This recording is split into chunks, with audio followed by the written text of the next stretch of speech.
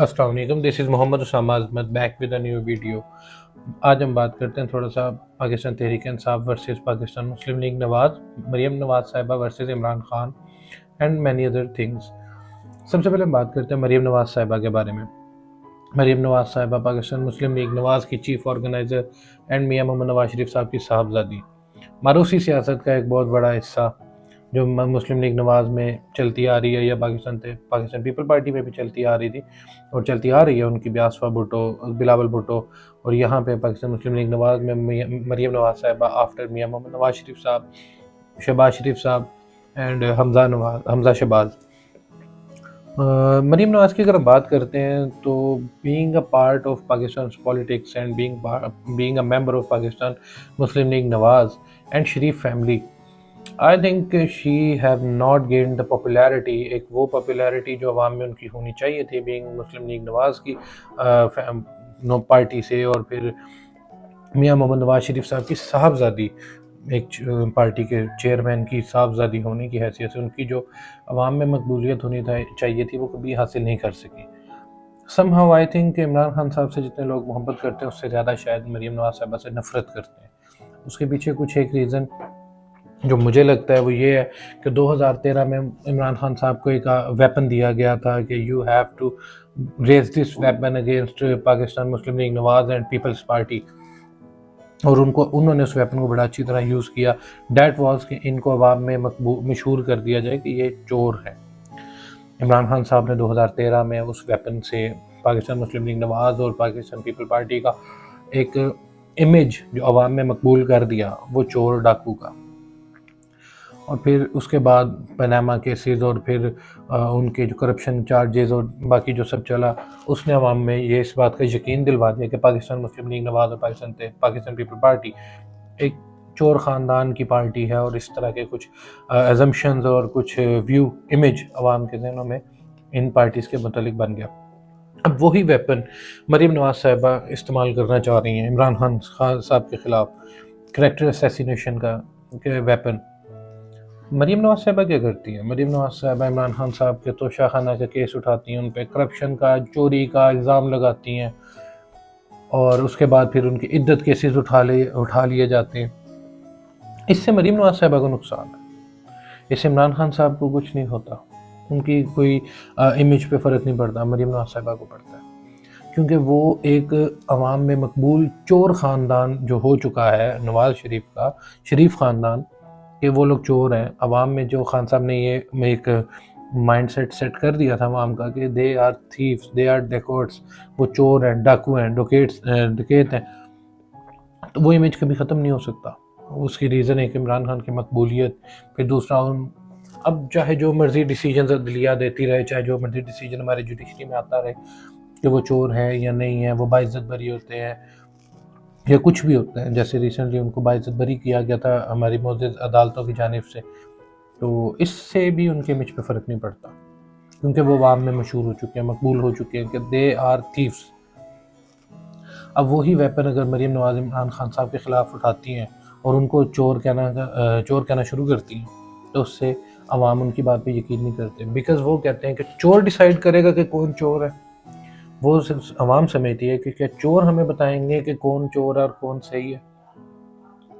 इसलिए मरीम नवाज़ साहिबा की जितनी कोशिशें इमरान खान साहब के ख़िलाफ़ हैं, उनके ख़िलाफ़ अपनी पॉपुलैरिटी बढ़ाने के लिए और उनकी पॉपुलैरिटी को डिग्रेड करने के लिए, वो सारी नाकाम जाती हैं, कि आवाम इस बात को नहीं एक्सेप्ट करती कि इमरान खान साहब क्या हैं क्या नहीं, वो ये इनके मुँह से एक्सेप्ट नहीं करती। इमरान खान साहब इस वक्त पब्लिक में बहुत मकबूलियत हासिल कर चुके हैं, पब्लिक की एक बहुत बड़े लीडर हैं। वो पाबंद सलासल होने के बावजूद, बिहाइंड बार्स होने के बावजूद, हम देखते हैं उनकी पार्टी अच्छी अक्सरियत हासिल करती है। फिर उनका मैंडेट चोरी करने का और वो सारे इल्ज़ाम एक साइड पे हैं, बट ये रियलिटी है कि पाकिस्तान मुस्लिम लीग नवाज़ पाकिस्तान तहरीक इंसाफ के मुकाबले में बहुत वीक है। दैन अगर हम इसी चीज़ को आगे लेके चलते हैं तो हम देखते हैं कि पाकिस्तान तहरीक इंसाफ ने एक चीज़ बहुत आम की। यस, वो जमहूरियत को उस तरह पार्टी जमहूरियत को नहीं फ़ॉलो करते। वो कोई भी पार्टी अभी तक पाकिस्तान में सच नहीं देखी गई जो पार्टी जमहूरियत का सिस्टम फ़ॉलो करती है। पार्टी डेमोक्रेसी किसी में भी नहीं, सिवाय कुछ हद तक हमें कुछ नज़र आती है जमात इस्लामी में। वहाँ पे पूरा एक सिस्टम उन्होंने दिया हुआ है। यस, उसमें क्या डिफेक्ट्स हैं या क्या फ्लॉज हैं, इस पे हम डिबेट नहीं कर रहे, बट हम बात कर रहे हैं पार्टी जमहूरियत का सिस्टम, जो इलेक्शन कमीशन भी क्लेम करता है, वो फुली हमारी किसी भी पॉलिटिकल पार्टी में फुलफिल नहीं किया जाता। उसी में पाकिस्तान तहरीक इंसाफ भी है। आज पाकिस्तान तहरीक इंसाफ के जो एक्स चेयरमैन हैं, इमरान खान साहब हैं, फाउंडर हैं, वो जेल में हैं। ही 70 of his age, 70 plus of his age. आज 70 साल से ज़्यादा उनकी उम्र है। अवाम में बहुत बड़ी मकबूलियत है। He is a leader in the people's eye, in populations eye. वो समझते हैं कि इमरान खान साहब बहुत बड़े लीडर हैं, अवाम समझती है। उसके बावजूद क्या हमें पता है पाकिस्तान तहरीक इंसाफ का क्या फ्यूचर है? खान साहब के बाद उसकी कमान कौन संभालेगा? तहरीक इंसाफ को कौन लीड करेगा? ये आज तक फैसला नहीं हो सका। आई थिंक खान साहब को इस पर सीरियसली सोचना चाहिए। आज भी फैसले जो पाकिस्तान तहरीक इंसाफ के हो रहे हैं, खान साहब के साथ जेल में मुशावरत के बाद हो रहे हैं।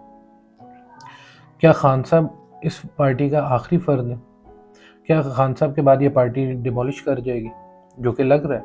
बिकॉज अवाम सिर्फ खान साहब को जानती है। खान साहब ने अभी किसी को नॉमिनेट नहीं किया हुआ। खान साहब ने इस इलेक्शंस के बाद जो कुछ हुआ उसके बाद उमर यूब साहब का नाम सामने किया था फॉर प्राइम मिनिस्टरशिप। फिर हम देखते हैं चेयरमैनशिप इस वक्त गौहर खान साहब के पास है, बैरिस्टर गौहर खान साहब। ठीक है, he is a well spoke person, he is a well educated person, तो पाकिस्तान तहरीक इंसाफ की कमान वो संभाले हुए हैं। लेकिन ये हतमी फैसला नहीं, फैसला आज भी वही है जो खान साहब जेल में से करते हैं।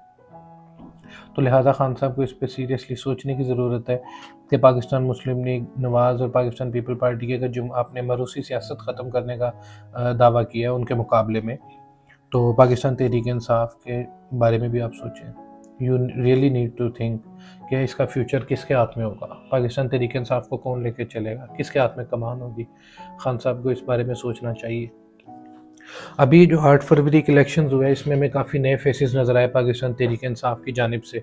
उसके पीछे रीज़न एक उन पे जो मेन लीडरशिप थी उन पे फैसल जवेद साहब, मुराद सईद साहब और कासिम सूरी साहब और मुख्तलिफ जो नाम थे मेन पाकिस्तान तहरीक इंसाफ के जो अरकान थे, ये सब कुछ इश्तिहारी और कुछ पाबंद सलासल शाह महमूद कुरैशी साहब हो गए, इमरान खान साहब खुद हो गए, तो ये तो जेल में। बाकी कुछ इश्तिहारी थे, कुछ मफरूर थे। इसके पीछे वो 9 मई के वाक़यात और वो एक लंबी डिबेट है, डेट्स नॉट अ टॉपिक। अगर हम इस पे अपने टॉपिक पे ही रहते हैं तो हम ये चीज़ एक नोट करते हैं कि पाकिस्तान तहरीक इंसाफ में नए फेसेस को आगे किया। कुछ मजबूरियों के तहत लेवल प्लेइंग फील्ड ना होने के बावजूद उन्होंने अच्छी परफॉर्मेंस दी और इलेक्शनों में बहुत अच्छा फिगर्स अपने निकाले और केपी में गवर्नमेंट अपनी बना ली। पंजाब में भी उन्होंने मेजॉरिटी हासिल की, मेजॉरिटी तो नहीं but yes close to Pakistan Muslim league Nawaz उनकी सीट्स उनके पास हैं। वफाक में भी अच्छी सीट्स उनके पास हैं, 85 प्लस जो हैं कैंडिडेट्स वो क्लेम करते हैं। और रिसेंटली कल हमने देखा भी था कि उन्होंने सुन्नी इत्तेहाद जो पार्टी है पाकिस्तान सुन्नी काउंसिल, उसके साथ अपना इल्हाक किया। उनकी तरफ से कागजात नामजदगी अपने इलेक्शन कमीशन में जमा भी करवाए हामिद रज़ा साहब की पार्टी के साथ, साहबजादा हामिद रज़ा। तो अगर हम इसी चीज़ को आगे देखते हैं तो हमने देखा था कि पिछली गवर्नमेंट में हमें उस्मान डार साहब एक अहम ओहदे पे नज़र आते थे। एक जो है सियालकोट की सियासत के बहुत अच्छा नाम उनका गुजरा। उनकी वालदा ने रेहाना डार साहबा ने इलेक्शन कंटेस्ट किया था ख्वाजा आसिफ के मुकाबले में। वही अगेन मैंडेट की बात हम नहीं कर रहे हैं, हम बात कर रहे हैं कि हम एक पार्टी की पॉलिटिक्स की बात करें, पार्टी के अंदरूनी मामलात की बात करें, अंदरूनी मामलात की। तो हम देखते हैं पाकिस्तान तहरीक इंसाफ उस्मान डार साहब जैसा एक शख्स आगे आता है और वो एक प्रपोज़ल पाकिस्तान तहरीक इंसाफ में खान साहब को देता है कि why not to use the names of tax payers, big tax payers in every project.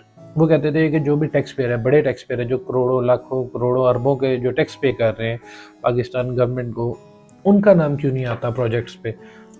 एक फिल्ट्रेशन प्लांट बनता है, उसमें MNMPA का नाम आता है, उसने अपनी जेब से तो नहीं बनाया।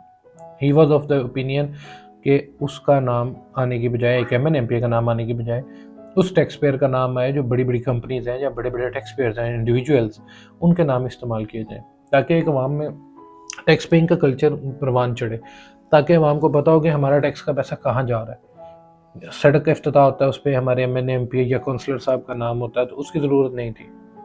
उस्मान डार साहब जैसा या एक हम ये ऐसी सोच एक पढ़े लिखे सिविलियन से ही एक्सपेक्ट करते हैं। जो नया सियासत में आएगा वो ही ऐसी सोच लाएगा। अगर हम और इस बात को भी उनकी ट्रेडिशनल जो उनके पार्टी में बैठे हुए थे ट्रेडिशनल सियासतदान उस वक्त 2013, 14, 15, 16, 17 एंड सो ऑन, जो 2020 तक हमने देखे, 21 तक देखे, 22 तक देखे, तो वो सियासतदानों ने उस्मान डार साहब के इस प्रपोज़ल को अपोज़ किया था, उन्होंने इसकी मुखालफत की थी। और ऐसे प्रोजेक्ट्स की मुखालफत ऐसे ही लोग कर सकते हैं जो ट्रेडिशनली सियासत में चलते आ रहे हो, जिनके ख़ानदान सियासतों में हो, जिन्होंने हर पार्टी के साथ सियासत की हो। इस वक्त तहरीक इंसाफ में न्यू फेसेस हैं। इस वक्त तहरीक इंसाफ काफ़ी हद तक अपने कौलो करार को फुलफ़िल करती है कि उन्होंने न्यू रिप्रेजेंटेटिव्स सामने दिए। काफ़ी यूथ में हमने रिप्रेजेंटेटिव्स देखे, मेजॉरिटी वकला पढ़े लिखे लोग हैं। तो आई थिंक पाकिस्तान तहरीक इंसाफ की मकबूलियत की एक अब वजह ये भी होगी, और यूथ में इसकी मकबूलियत की वजह इस वक्त तो खान साहब है, बट फ्यूचर में अगर खान साहब इसको अपना जानशीन कोई सेलेक्ट कर लेते हैं, नॉमिनेट कर लेते हैं, तो शायद पाकिस्तान तहरीक इंसाफ इन पुराने जो जाइंट्स बड़ी पार्टीज़ हैं इनके ख़िलाफ़ सारी लॉन्ग टर्म चलती रहेगी। लेकिन अगर खान साहब इस बारे में नहीं सोचते नॉमिनेशन अपने बाद किसको करना है नॉमिनेट, तो पार्टी का फ्यूचर नज़र नहीं आता। आज के लिए सिर्फ इतना ही। नेक्स्ट वीडियो में हम इंशाल्लाह कुछ और टॉपिक्स के साथ आएंगे। मियां उसामा साइनिंग ऑफ। पाकिस्तान जिंदाबाद।